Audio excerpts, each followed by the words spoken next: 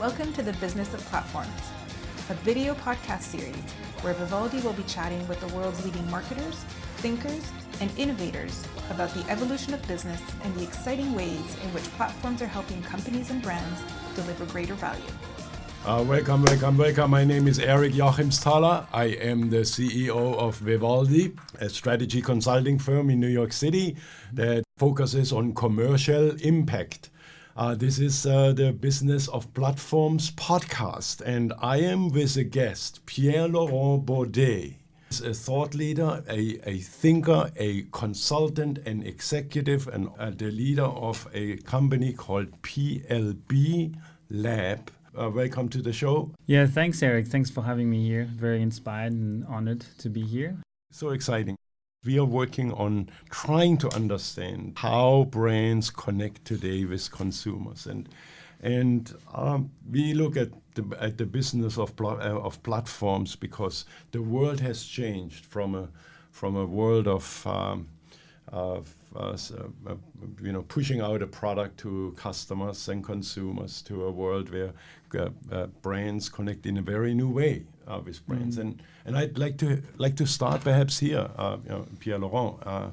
So in your sense, what has happened? What is this change that has taken place of how brands connect? I was fortunate to be with Nike for many years, and I've seen from the inside, if you will, how things have evolved to handle brands and had to build brands. I would say there's three kind of important growth engines for the Nike brand and for maybe brands in general. First is, and I'll say it through the lens of the consumer, not through the lens of the enterprise. So one is know me, two is inspire and innovate for me, and three is serve me. Those are the three kind of fundamental pillars for the brand, the Nike brand growth. Almost imperatives for a company or for a brand to connect with consumers. Right. Absolutely. And you could argue, they make a lot of sense. It's maybe not rocket science, but really if you break it down, the very first one is know me. Okay, so it all starts with the consumer. The consumer rules. It gives you depth in how you understand your consumer. It's how well you understand your consumer. You're staying close to that consumer. At Nike, sports isn't just a job. It's a passion that most people share with athletes. Nike recruits that way, and of course, people at Nike spend a lot of time with athletes. Nike founder was a runner. That's right. The number 2 founder, I believe, Marvin Bowerman was the coach.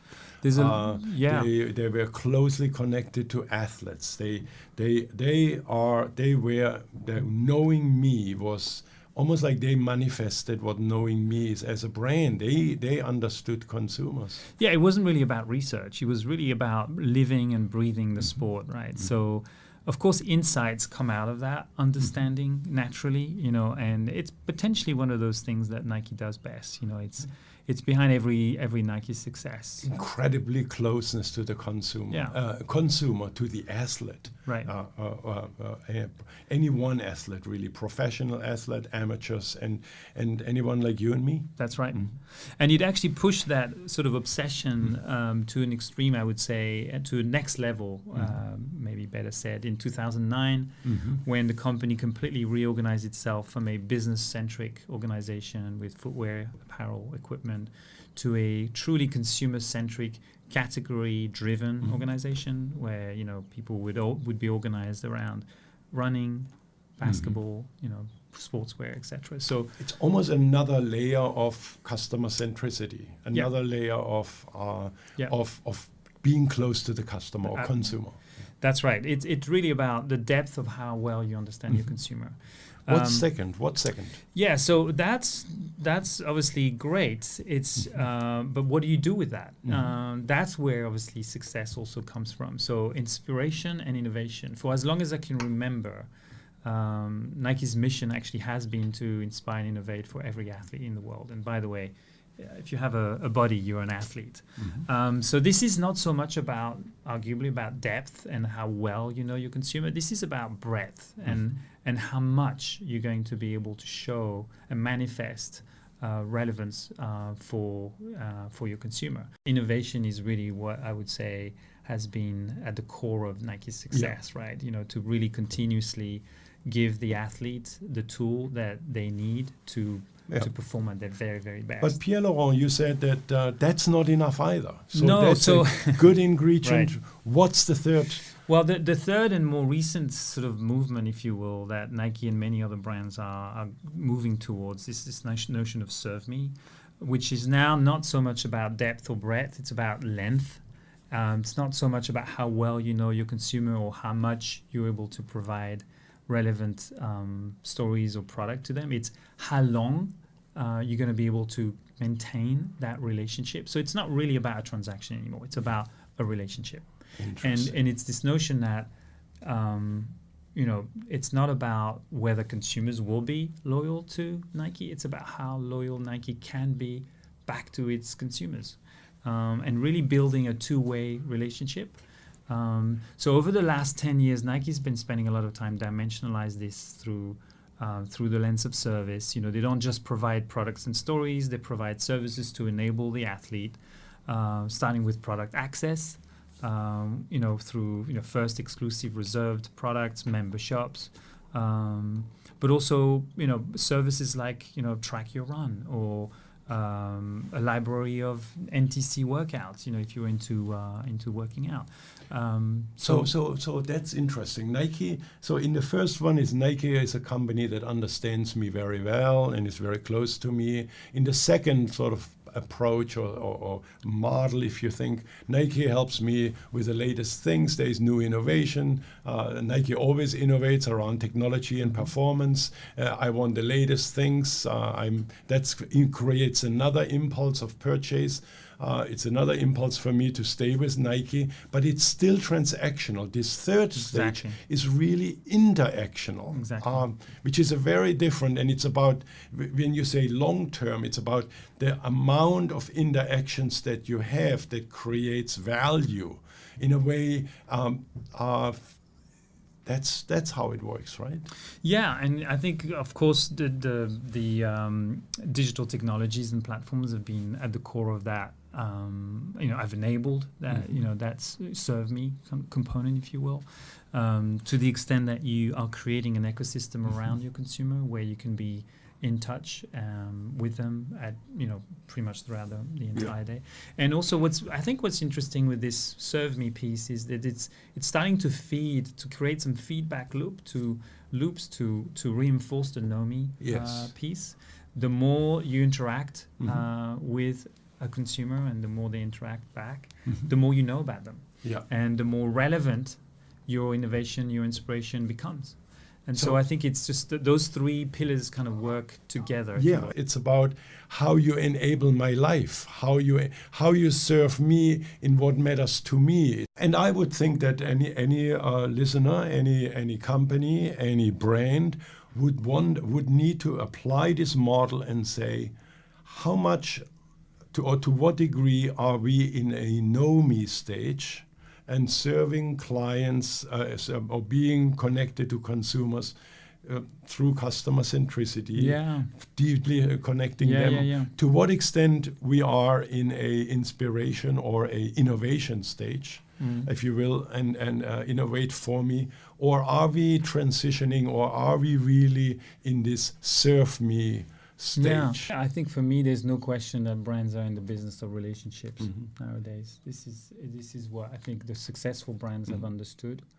The way that you connect with them through a number of platforms. Of course, digital has enabled that and has accelerated that trend.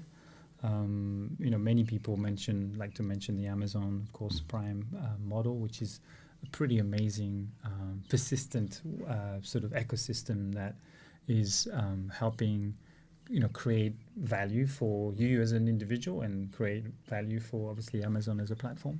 So, of course, look, I don't work for Nike anymore. This is just my sort of learning over the years, and so I'm sure Nike is going to continue to evolve that model. what I can say is that if I take away, what do I take away from 20 years at Nike? It's that model. It's the know me, inspire and innovate for me and serve me, and how they sort of feed each other. The depth of your knowledge, the breadth of your inspiration and innovation, and the length of your relationships. Tell me about how you see what still is an evergreen and what is new. There's a few things that I think we will never change in the way that we build brands. I would say maybe the first one is the consumer rules, right? So whoever you're building your product or service for, to what extent are you obsessing their needs? And to what extent are you able to extrapolate on those needs and serve those needs? Anyway, so putting the consumer at the center is key. I think the other thing that will never change, frankly, is you got to fail in order to succeed. You got to fail early and often. Again, if you listen to the recent stories, saying, but not that often, really. You don't want to fail early. If you fail early and often, you're out of business very quickly. Well, you just got. It depends how you build, how you bounce back, and it depends what you take out of the failure. Like there is no failure. There's only feedback, right? So I think this idea that growth comes at the point of resistance is something that is true for individuals, but also true for brands. And no failure, no growth. I don't think we should, brands should shy away from that. They just got to be clear on what they learn out of it. So that won't change. I think the other thing, just since we're on the subject of leadership, personal/brand leadership, by the way, I firmly believe that it's one and the same. I think a lot of the rules that are true of leadership at a personal level apply to brand leadership. And so in this instance, I think the idea of owning your outcomes, I think for me is really important. The only meaning of communication is the response you get. It's not what you thought you meant. It's what is the response you get. I mean, think about the Pepsi. How consumers perceive. Yeah, the Pepsi backlash. Think about the Instagram photo privacy debacle where they had to publicly apologize. Think of the Facebook issues and such. So I think, again, it goes back to failure. Failure is okay as long as you know what to make of it and as long as you're ready to apologize and understand that, no, we were wrong. This is how it was understood. Therefore, this is what we meant. And so let's rephrase. So I think owning your outcome. Another thing that will never change for me is critical is the art of storytelling. It's almost a definition of us as human beings, right? It's from the dawn of time. And I think the most successful brands know how to do that really, really well. We crave stories. It just drives our imagination, our creativity. And again, I go back to Just Do It because I do think it's probably one of the best examples in terms of storytelling, brand storytelling for sure.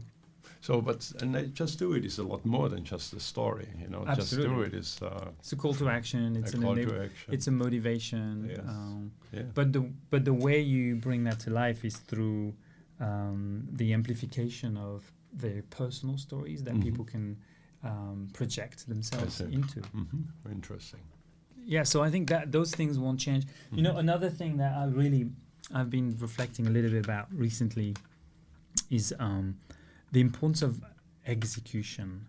And creating a distinctive execution is really actually the most important. It's more important than being first. The Sony story for me is fascinating. If you read a little bit about Sony, they've been in transistor radios since I think it was the 30s. They started. They obviously own two of the biggest studios. They've sold 340 million Walkman in the space of 15 years. There is a celebration just now on the 40 years of anniversary of the Walkman. So huge success, and yet in 2001, when the iPod comes out, and a couple of years later with iTunes, all of that amounts to nothing. It literally is obsolete. It suddenly turns into this Walkman, which was, drove the growth for so many years. That becomes like it's just a piece of junk. So those things will never change. Those I would say are truly evergreen. And so again, the lesson here is: are you understanding your consumer? Are you able to serve their needs? And are you doing that in a distinctive way. Mm-hmm. It doesn't matter if you're first. Yeah. But tell me then, what is new? I mean, in this new growth, you be curious sort of where you sort of net out. Yeah, we mentioned one of them, which I believe is potentially it's almost like for me, it's definitely a passion. It's this idea that brands are in the business of relationships nowadays. Yes. And you know, the days of the consumer loyalty programs, as we used to think about them, are done. I think it is about, to what extent is your brand loyal to your consumer? How are you able to build that two-way dialogue relationship that is sustainable, personal, relevant, and ultimately, you know, profitable for both parties? What else? What else is new? One that I love is how you know, how brands nowadays really want to stand for something. And you know, I was thinking about what's the headline. You know, for me, purpose eats strategy for breakfast is kind of the headline. Ooh. Purpose eats strategy for breakfast. What I mean by that is, and you see it all over, but the brands that people tend to be kind of attracted to, I would say nowadays, are those who have the guts to stand out in a polarized world where it seems like opinions tend to be kind of fairly extreme. You just want to know which side you're on. And I mean, I think there's some great examples, like, you know, the Patagonia example, of course. You know, the president stole your land, you know, is a great example. I think, you know, even like the way that brands, like, it started 10 years ago already with Simon Sinek, right? So start with why, And little by little, if you look around, you know, just look at the mission statement of the most powerful brands today that you can think of, right? Most connect to a bigger thing, because all of them are trying to punch above their weight, right? So Tesla is helping the world transition to more sustainable transportation and energy. Google is helping the world organize the world data and organization, you know, and make it easier to access. Nike, again, it's every athlete in the world that are being inspired and innovated. You know, and even one recently I saw is the WeWork, right? So they're here to help. How do they go about it? They say, you know, so we have help the world work to create a life, not just a living. You know, so anyway, so most sort of good, strong brands nowadays are attaching themselves to that notion of purpose. But Pierre-Laurent, that's altogether not new. When David Arca and I wrote a book on brand leadership 20 years ago, we talked about brands should stand for something and define what they aspire to create.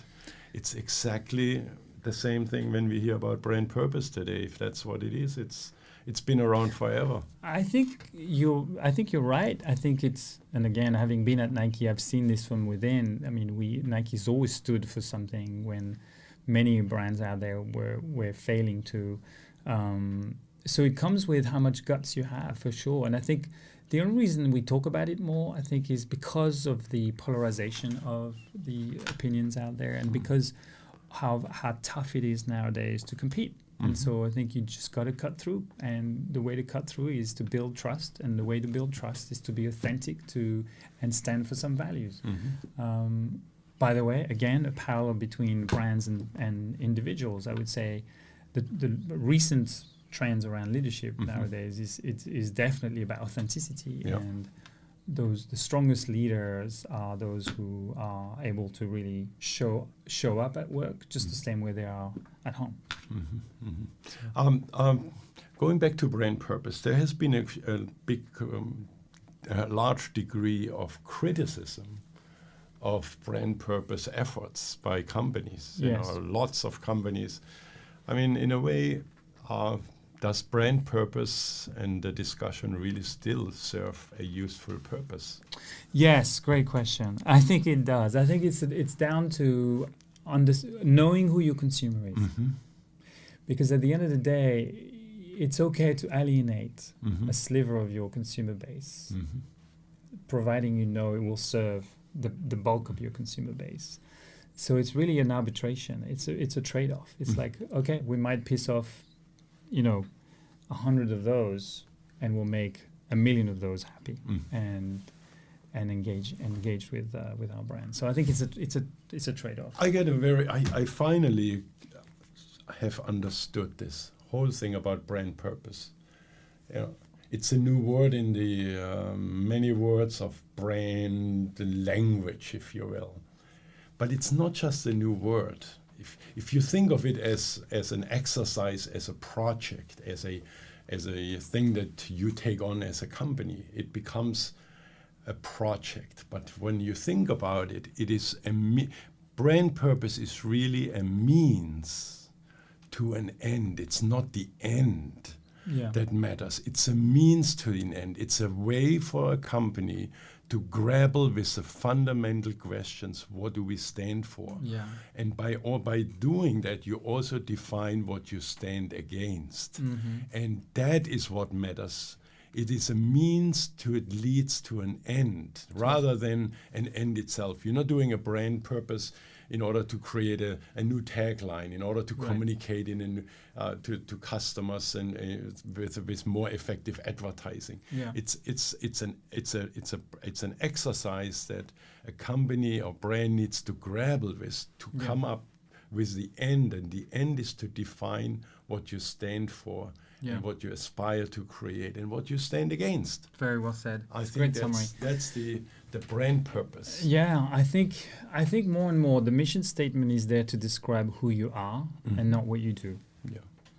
I think for many years brands would use that handle mission statement to describe this is what we do.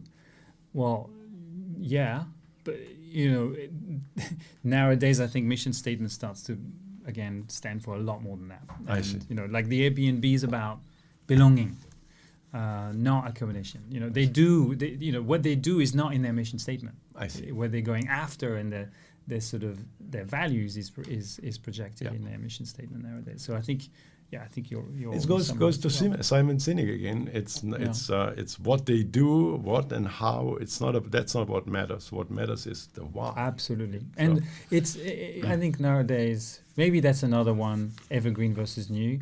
I think the evergreen is of course you're always going to have to be clear on what you do and how you do it, but more and more, are you clear on who you are? That's right. That's the question. That's the question. That's the end, if you will. Pierre-Laurent, two questions, or one question for sure, that I'd like to know is what worries you the most today? What if brands have now evolved into this serve me world? If we live in a world of relationships, if we connect with consumers in this new way through data, not social data necessarily, owned by a social network, let's say, but data that consumers share with you directly, going direct, like with Nike. What's to worry about? What worries you the most today? Well, I just came across this headline recently, by the way, which is that I don't know if you saw that, but recently British Airways was fined £183 million for data breaching. Oh, that's a popular headline these days, Right. Equifax was just exposing consumer data. So that £183 million is the highest fine ever given to a company for data breaching. That's 1.5% of their turnover. So I think for me, and there's actually already some regulations that are that are stipulating that they can go up to 4% of the turnover. So what do you think happens to a brand that has been fined 4% of its turnover? It's going to be in trouble. I think more and more the way you handle privacy is going to be a critical piece, right? And it already is, but I think I was also seeing a recent headline from the World Economic Forum. They rank in terms of the risks that the world faces. Yes. The stealing of data ranks number 4, and cyber attacks number 5, and that's ahead of mass immigration. It's ahead of the war on water. So in terms of the health of our world and with the planet that we want to leave behind, cyber attacks, data privacy is becoming more and more of a big deal. You know, I was recently also reading a very interesting article about Sir Tim Berners-Lee. You know, obviously invented the web 30 years ago. I think we recently celebrated 30 years of the web, and you know, he's been working. You know, I don't think not too many people talk about it, but for the last 3-4 years, he's working on a project that he's called Solid, the Solid Initiative. I don't know if you've never with heard that. of.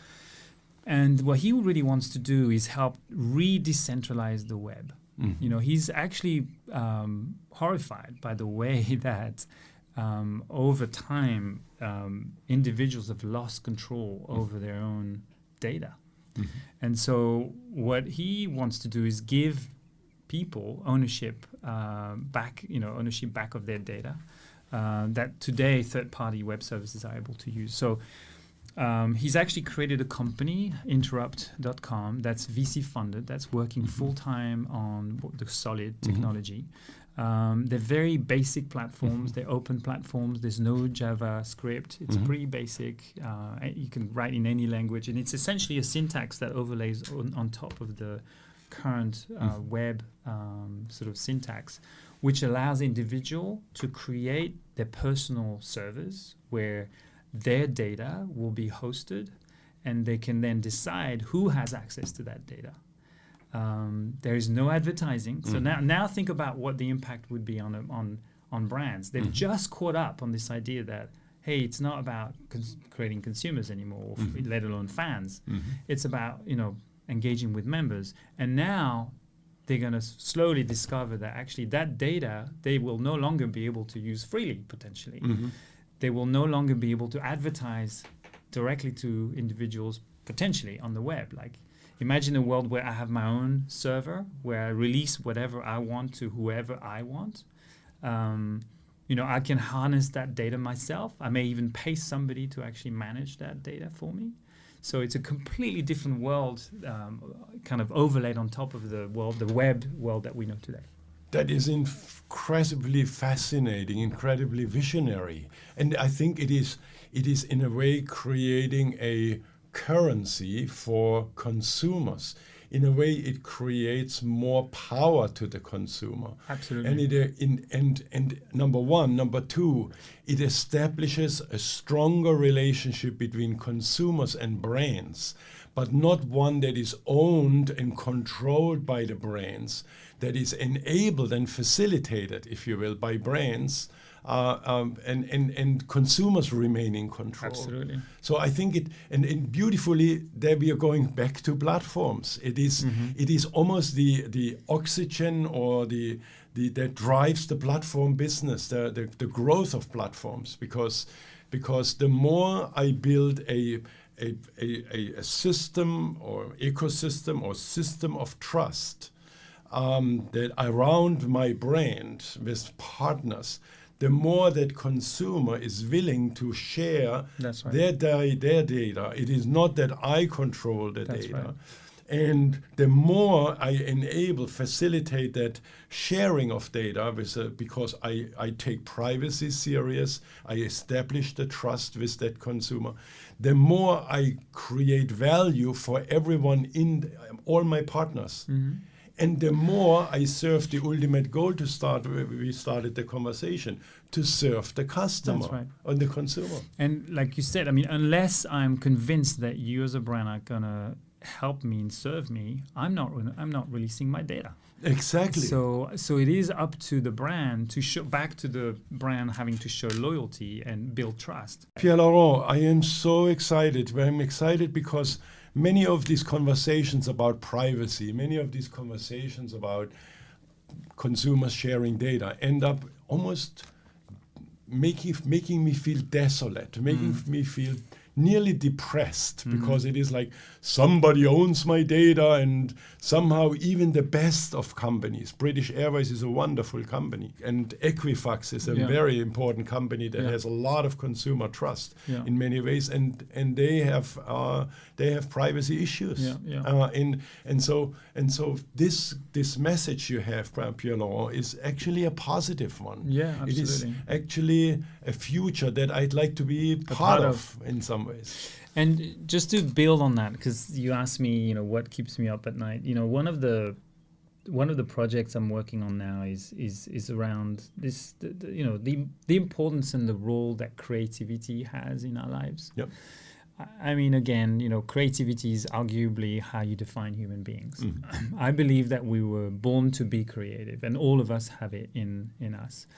And I'm very, very excited that, my thesis, if you will, is that the advent of, AI, machine learning, robotics, will shift jobs in a way that will truly enable humans to be creative.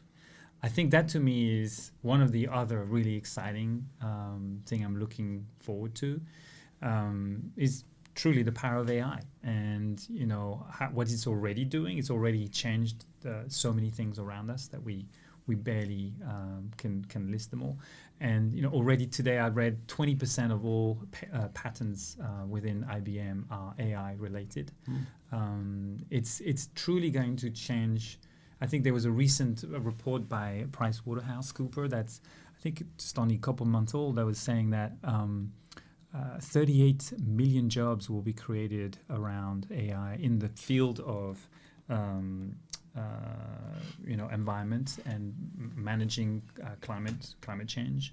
That the future systems will be, as a result of AI, more productive for both the economy and for nature. There's actually, through the power of AI, an opportunity to reduce greenhouse gas emissions as well. So, just to summarize, I think the opportunity that comes with AI for us, all of us, and specifically for brands, I think is hard to visualize, but very, very exciting. Very exciting. And again, one more time, it is not about replacing jobs. Right. It is not about replacing me, if you will, as a person. It is actually augmenting me in unleashing that creativity, you say. Yeah, I think there will be. I mean, it's obviously going to take a while, and it's going to be painful for many years, in that it's going to reshape the jobs that are out there, and it's going to have to shape the way we train and educate our workforce and next generations of workers. But I'm very excited and encouraged, because I think the Industrial Revolution, in a way, had us believe that the only way to productivity was those repetitive tasks that had to be done well and often. I think that can be left to robots and AI and machine learning to take care of, and I do believe that humans will then will be able to kind of leverage a lot more of their creativity going forward. Well, thank you so much, Pierre-Laurent. I am with Pierre-Laurent Baudey. If you would like to connect with Pierre-Laurent Baudey at PLB LAB, he can continue the dialogue. Thank you so much.